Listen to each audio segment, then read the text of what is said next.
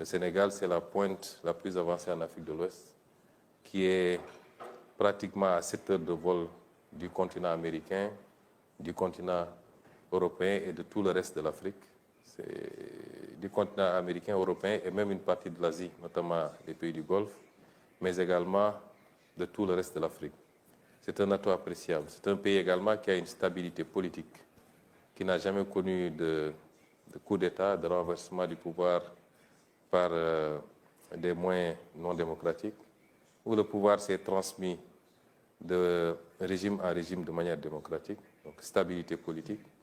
Un pays qui connaît également la sécurité, dans une zone africaine traversée aujourd'hui par malheureusement des crises d'insécurité.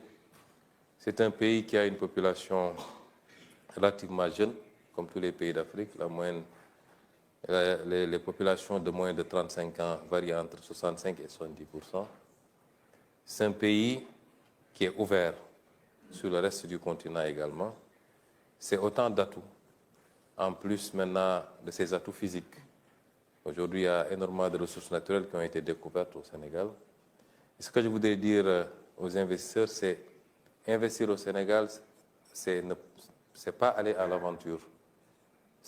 On a deux atouts majeurs en plus de ceux que je viens d'évoquer, c'est la prévisibilité et la transparence. Et c'est ce que nous offrons aujourd'hui. Et pour accompagner maintenant tout cela, nous avons déjà un cadre assez stable, mais que nous voulons améliorer.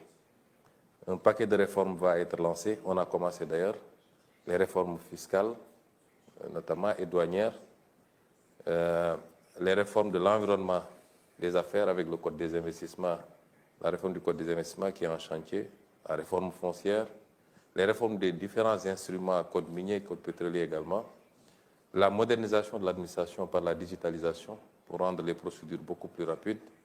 Un paquet de réformes va accompagner la vision 2050 que nous avons déjà élaborée pour rendre le cadre toujours beaucoup plus attractif. Je voulais dire aux investisseurs que nous les attendons. On a beaucoup d'investisseurs déjà qui manifestent leur appétit, en plus de ceux qui sont déjà au Sénégal. Nous les attendons pour venir participer à ce travail, à cette œuvre, qui, au-delà du Sénégal, vise un marché beaucoup plus important. Le Sénégal, ce que nous voulons en faire, c'est un hub de l'Afrique de l'Ouest pour toucher un marché de 400 millions d'habitants de l'Afrique de l'Ouest, la zone CEDEAO particulièrement. Et je pense que nous avons, comme vous l'avez dit, tous les atouts pour pouvoir offrir cela aux investisseurs, aussi bien nationaux que particulièrement les investisseurs étrangers.